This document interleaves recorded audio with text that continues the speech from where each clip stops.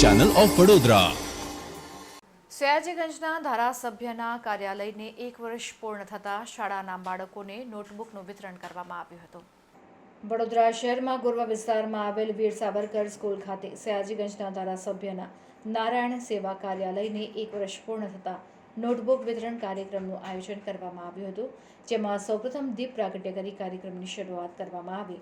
ત્યારબાદ તમામ મહાનુભાવોનું સ્વાગત કરવામાં આવ્યું હતું, જેમાં ખાસ ઉપસ્થિતિમાં સાંસદ ડોક્ટર હેમાંગ જોશી, મેયર પિંકીબેન સોની, ધારાસભ્ય યોગેશ પટેલ, કેયુર રોકડિયા તથા ભારતીય જનતા પાર્ટીના પ્રમુખ ડોક્ટર વિજય શાહ, કાઉન્સિલર અને હોદ્દેદારો સાથે વીર સાવરકર સ્કૂલના આચાર્ય, શિક્ષકોની ઉપસ્થિતિમાં શાળાના બાળકોની નોટબુકનું વિતરણ કરવામાં આવ્યું હતું।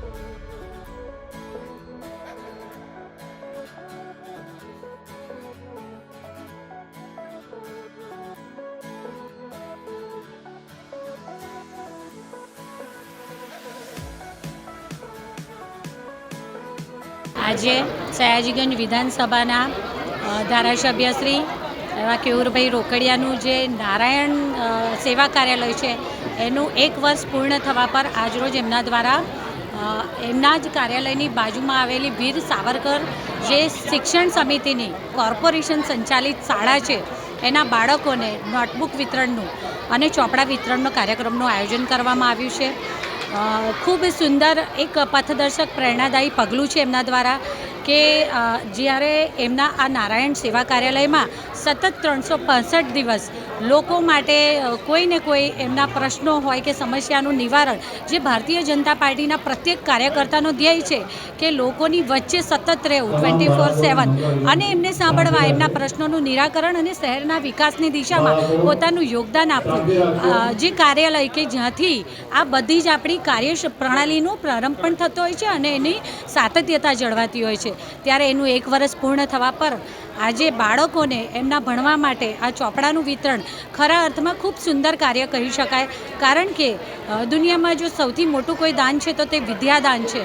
અને આ ધારાસભ્ય શ્રી કેયુરભાઈ રોકડિયાજી દ્વારા જ્યારે આ નોટબુક વિતરણનો કાર્યક્રમ રાખવામાં આવ્યો તો હું તેમને ખૂબ ખૂબ અભિનંદન પાઠવું છું. કારણ કે નગર પ્રાથમિક સમિતિની શાળાઓમાં ખરેખર આર્થિક રીતે જે નબળા અને પછાત વર્ગના પરિવારો છે એમના બાળકો અભ્યાસ કરતા હોય છે, ત્યારે ક્યાંક ને ક્યાંક આ અભ્યાસમાં ઉપયોગી વસ્તુઓની જરૂરિયાત પડતી હોય ત્યારે ઘણી વખત બાળકોને પણ કોઈક વસ્તુની તકલીફ ન પડે એ માટે એમના દ્વારા અહીંથી આજે એ પણ એનાઉન્સ કરવામાં આવ્યું કે આખા વર્ષ દરમિયાન એમને કોઈ પણ અભ્યાસ માટેની જરૂરિયાતની વસ્તુઓની જે પણ જરૂર પડશે એ પણ એમના દ્વારા પૂરી પાડવામાં આવશે. સમગ્ર જે સંચાલિત શાળાઓના, નગર પ્રાથમિક સંચાલિત શાળાઓના આચાર્યશ્રીઓ છે એમને પણ આ વિષયનો ઉલ્લેખ કરવામાં આવ્યો છે.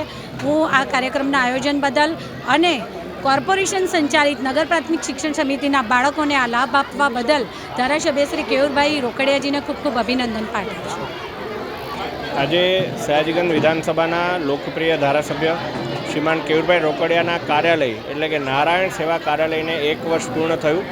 તે નિમિત્તે નગર પ્રાથમિક શિક્ષણ સમિતિ સંચાલિત વીર સાવરકર શાળામાં નિઃશુલ્ક ચોપડાઓનું, પુસ્તકોનું વિતરણ આજે કરવામાં આવ્યું અને તમામ બાળકોને નિઃશુલ્ક ચોપડા વિતરણના કાર્યક્રમમાં વડોદરા મહાનગરના માનનીય મેયર શ્રીમતી પિંકીબેન, આપણા શહેરના અધ્યક્ષ ડૉક્ટર વિજયભાઈ, પૂર્વ મંત્રી અને ધારાસભ્ય શ્રીમાન યોગેશભાઈ અને તમામ મહાનુભાવો ઉપસ્થિત રહી બાળકોને ચોપડા વિતરણ કરવામાં આવ્યું. સાથે સાથે બાળકો સાથે એ બાબતે વાત પણ કરવામાં આવી કે માનનીય વડાપ્રધાનશ્રીનો જે પ્રોજેક્ટ છે એક પેડ માં કે નામ, સૌએ આ ઋતુની અંદર એક વૃક્ષ પોતાના મમ્મીના નિમિત્તે જ્યારે વાવવાનું છે એને ઉછેર કરવાનો છે, ત્યારે બાળકો પાસે પણ એ સંકલ્પ લેવડાવ્યો. કારણ કે પુસ્તકો એ વૃક્ષના નિકંદનથી બનતા હોય છે, ત્યારે વધારેમાં વધારે વૃક્ષ વાવી અને આપણે આવનારા જે ઋતુ છે એની અંદર ગરમીનો પ્રકોપ પણ ઓછો થાય અને વડોદરાને હરિયાળું વડોદરા બનાવી શકીએ એ માટે પણ ચર્ચા કરવામાં આવી. જી ચોક્કસ, બંધારણને આપણા 75 વર્ષ આવનારા વર્ષમાં પૂર્ણ થવા જઈ રહ્યા છે, ત્યારે ખૂબ સારો અભિગમ સયાજીગંજ વિધાનસભાના લોકપ્રિય ધારાસભ્યશ્રી દ્વારા કરવામાં આવ્યો છે કે જેમાં બંધારણની નાની સમજ તથા આપણું ભારતીય બંધારણનું આમુખ એ પણ પુસ્તકની અંદર આપવામાં આવ્યું છે. ત્યારે બાળકોને એ આમુખ વિશે થોડી સમજણ લેવા અને બંધારણ વિશે સમજણ લેવા માટે પણ અપીલ કરવામાં આવી છે. સયાજીગંજ વિધાનસભાના ભારતીય જનતા પાર્ટીનું કાર્યાલય એટલે કે નારાયણ સેવા કાર્યાલયને આજે 1 વર્ષ પૂરું થયું છે, ત્યારે એ નિમિત્તે અમારા માનનીય મુખ્યમંત્રી ભૂપેન્દ્રભાઈ પટેલ, અમારા પ્રદેશના અધ્યક્ષ CR પાટીલ સાહેબ હંમેશા એવું કે કોઈ પણ જયંતિ ઉજવીએ, 1 વર્ષ ઉજવીએ તો એ સેવાકીય કાર્ય થકી ઉજવવી જોઈએ. વડાપ્રધાનનો પણ આગ્રહ હોય છે કે કોઈની પણ બર્થડે પણ આપણે ઉજવીએ તો એ સેવાકીય કાર્ય થકી ઉજવીએ. ત્યારે આજે નારાયણ સેવા કાર્યાલયને 1 વર્ષ પૂર્ણ થતાં જેનું ઉદ્ઘાટન માનનીય મુખ્યમંત્રીશ્રીએ કર્યું હતું, આજે તમામ અમારી શાળાના તમામ વિદ્યાર્થીઓને, આશરે 950થી વધુ વિદ્યાર્થીઓને નોટબુક વિતરણ કરીને આ સેવાકીય કાર્ય થકી આજે અમે ઉજવવાનું આ નક્કી કર્યું. અને આજે અમારા કાર્યાલય પર આયુષ્માન કાર્ડનો કેમ્પ પણ અમે આજે રાખ્યો છે. આ વર્ષ એ 75મું વર્ષ રૂપે આગામી સમયમાં આપણે સંવિધાનના એટલે કે બંધારણના 75મા વર્ષ રૂપે આપણે ઉજવવા જઈ રહ્યા છીએ. અને આમ પણ આ ઇલેક્શનમાં પણ સંવિધાન મોટો વિષય રહ્યો હતો. બાળક સુધી સંવિધાનની વાત પહોંચે, સંવિધાન તૈયાર કેવી રીતે થયું, સંવિધાનનો અમલ કેવી રીતે થયો, સંવિધાનમાં કેટલા અનુચ્છેદ છે, કેટલા ભાગ છે, કેટલી અનુસૂચિઓ છે, સંવિધાનની વિશેષતા શું છે, સંવિધાનના આમુખ એટલે કે પ્રિએમ્બલની અંદર ન્યાય, સ્વતંત્રતા, સમાનતા, બંધુતા જેવા વિષયો છે. અને આ વિષય લઈને કેન્દ્રના નરેન્દ્રભાઈની સરકાર એ લોકો સુધી પહોંચી છે. જે આજે નરેન્દ્રભાઈની સરકાર કામ કરી રહી છે, માનનીય મુખ્યમંત્રી શ્રી ભૂપેન્દ્રભાઈની પર સરકાર કામ કરી રહી છે, ત્યારે આવા તમામ વિષયોને સાથે રાખીને સંવિધાનને અનુરૂપ સારામાં સારી ગવર્મેન્ટ ચલાવી રહ્યા છે. આ વિષય લોકો સુધી પહોંચે એટલે એમના ફોટો સાથે, સંવિધાનના ફોટો સાથે આ અમે આજે બાળકોમાં જાગૃતતા લાવવાનો પ્રયત્ન કર્યો છે.